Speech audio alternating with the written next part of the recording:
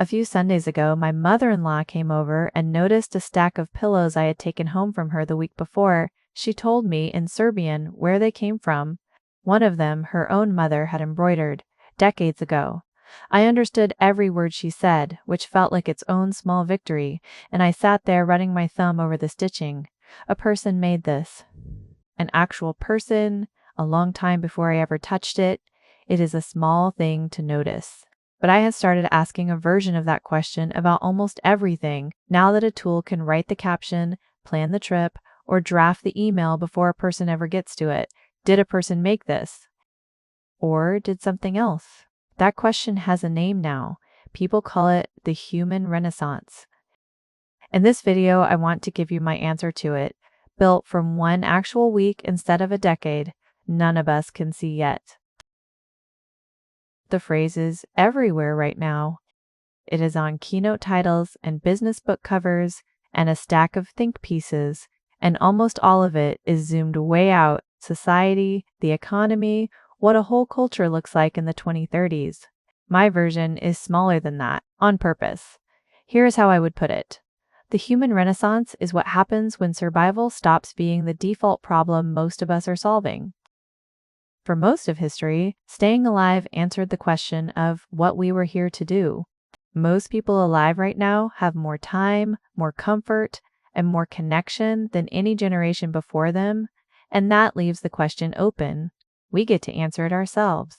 The risk is letting algorithms and outside noise answer it for us by default before we ever stop to ask. The Renaissance is answering it on purpose, and that decision does not wait for the 2030s. It shows up on a Tuesday, over a content calendar or a pillow, or a line you have not crossed yet. Underneath the hopeful version of this phrase is a fear, and the fear has real specifics behind it. In May 2026, the former CEO of Google spoke at a university commencement and got booed the moment he brought up AI. He kept going, telling the graduating class they still have real power to shape how this technology develops. The boos kept coming. He was not the only one.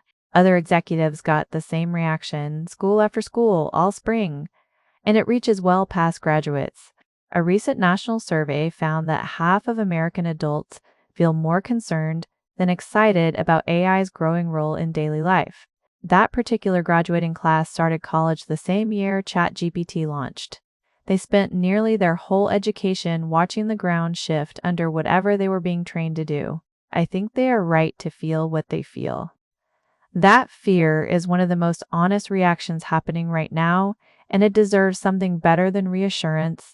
It deserves a real answer for when to reach for the tool and when to leave it alone. So how do I decide when to reach for one of these tools? It started long before AI.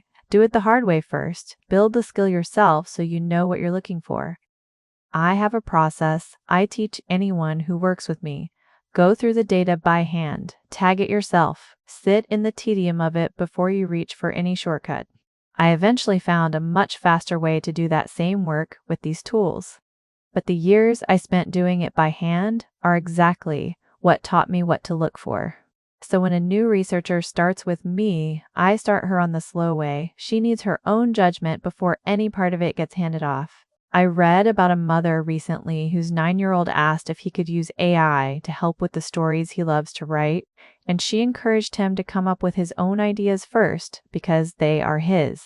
That is the whole rule of thumb. If you are still building the skill, still forming your own point of view, do it the hard way for a while. The judgment gets built right there, in the doing. Once you already have the skill, the tool is there to free you up. That freeing up is real, and we get to be deliberate about it. That is where I am with my own content pipeline right now. I've built it with a review and approval step for me at every stage, so I stay the creative director of everything that goes out.